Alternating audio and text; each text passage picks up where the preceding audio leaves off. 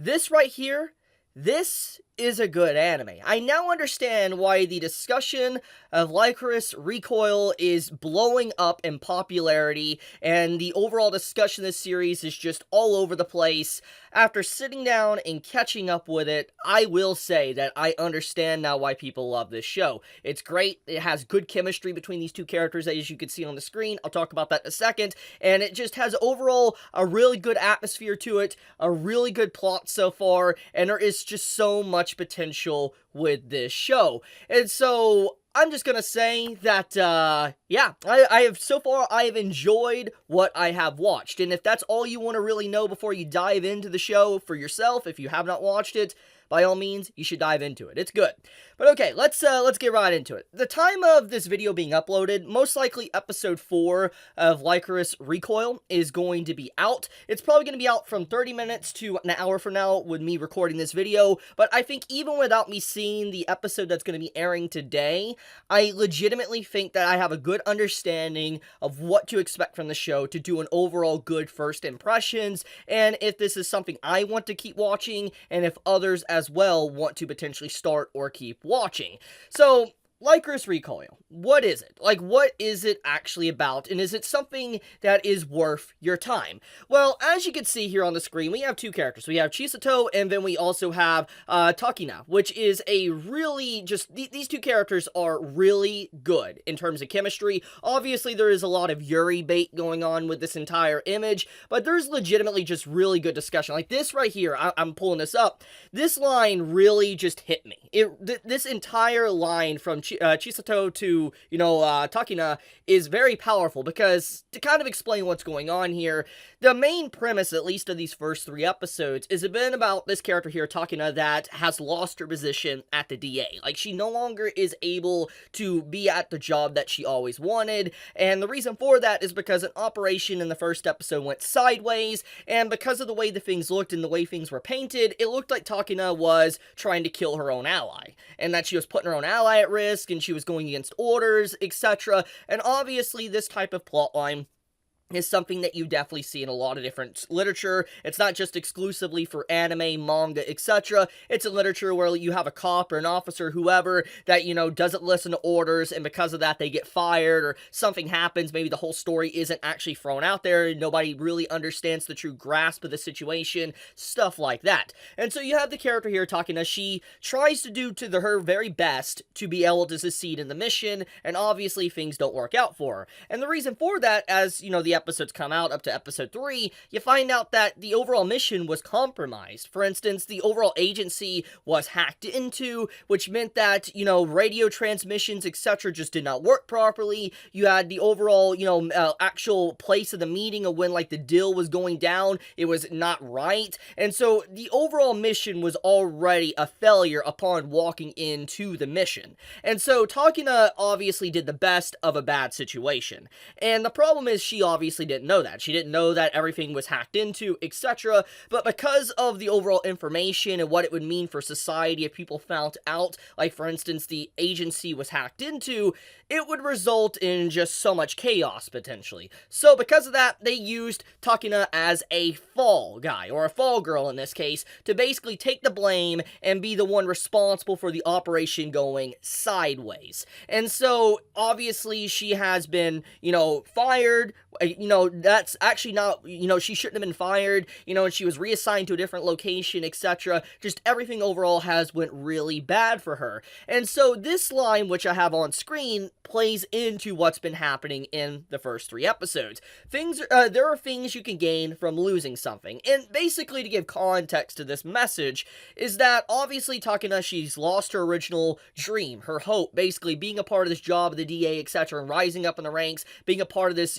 group, and obviously she's lost that chance, and she's been reassigned to another area, and she can no longer probably ever go down that direction, that path ever again. And so because of losing that, potentially other doors open up to her. And I think this is a really good, line or I honestly, a message you can apply to real life. Because there's sometimes people think, like, let's say, they're doing a job, like any type of job, just think of any job in your head, doesn't matter, you're doing a job, and you've been doing it maybe for 10, 15 years, whatever, even just a few years, and you get into this overall pattern of, like, this is the only thing I can do, this is the only thing that, I'm capable of, etc., and then all of a sudden, suddenly, it's gone, like, maybe you no longer can do the job or whatever, and then all of a sudden, your life opens up, and you realize that maybe there's other things that you're actually capable of, you just never really gave the time or the chance towards. And I really appreciate this. This is a really good message just for the audience in general and for the character, because going forward this is going to probably lead to a lot of character development.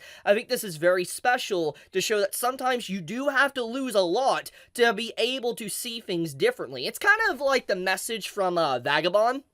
And to kind of explain the overall quote, the quote from Vagabond is, if you focus too hard on the tree, you won't see, the forest. You focus too hard on the forest, you won't see maybe the mountain. I think I'm properly conveying that. If I am, saying that wrong, please forgive me. But basically, the point of that context was that sometimes you focus too hard on one thing and you don't see the bigger picture. And that's basically what's going on here. I love this. This is a really, really good message. And I automatically fell in love with this series when I saw this. I was like, yo, I love these type of things and shows really showing, like, actual growth of characters. This is a really good scene. Now, besides, obviously, that context, there's some really good action sequences in this. Like, I mean, we have scenes like, here, I'm trying to show it.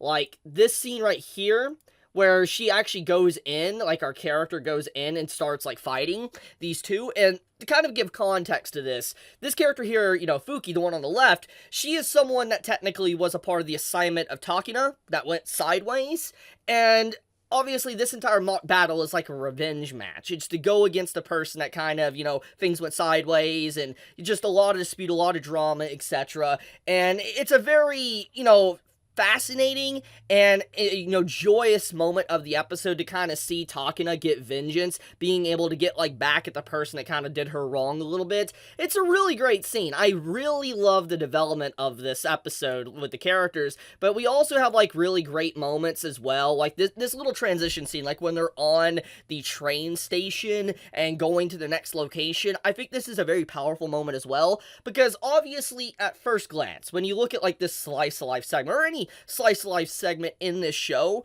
you can throw it away. Like, legit, if you just don't think about it, and you're just watching the show, and you're just looking at its face value, you're reading the subtitles, you're just like, oh, it's just a simple, train scene. They're traveling to the next destination, a little cutesy moment, maybe some Yuri bait, etc., and that's about it. But there's obviously a lot more here than that. Like, this shows the mundane life that, you don't normally get to see with these type of characters. And what I mean by that is that, Chisato here, our main female, and our other main female, Takina, they live a life of, like, secret agents. They're supposedly doing this background hitman-like work to where they do these undercover assignments, basically getting rid of people that are the darkness of society silently. And so, because they're hidden undercover and they have this darker life to them, this darker side, it's clear as day that they probably don't have a lot of time to do some winding down, to be able to enjoy life and have a mundane time of really just having a casual conversation with someone else. And obviously, throughout this episode, the previous episodes, Takina is someone that's very silent, very distant, and she's always pushing everybody away and doesn't want to do anything that is relatively fun or not a part of her mission, while Chisato is someone that will do her mission, but she doesn't act like a normal person that's like a hitman. She'll use non-lethal bullets, basically rubber bullets, and also on top of that, she is someone that's just very bubbly. She is extremely bubbly as a character, and I do want to talk about that in a second. And she's a really nice counter to Takina as a character, because Takina, she's like, she's a legitimate stick in the mud. Like, anytime there's supposed to be like a fun meeting, like we have this stuff right here, like, you see all the characters, they're trying to get together, they're trying to have like a board game, card game, etc., just having a good time. Well, you see, Takina, she's just, doing the register, and once she finishes her work, she just goes to her room, she changes, and she just stays there, basically. She just disconnects from everyone there, because because she doesn't really care to make personal attachments. I think that this is a really good, like I said, counter. These two characters are perfect counters for each other, and that Chisato's overall personality is bouncing off of Takina and allowing her to slowly open up, which you see at the end of episode 3. Now, obviously, this might shift. We could see something else maybe happen in later episodes, but so far, I think that it's really good. I love these characters. I legitimately love these characters, and like that train sequence being very mundane showcases that, once again, these characters don't normally get to have that, but obviously when they do, they should actually take pleasure in it, and Takina is not able to appreciate those moments. Now, another thing, let's talk about Chisato, because I think Chisato is such a good character that actually, like, needs to be discussed. Here, let me show an image of her.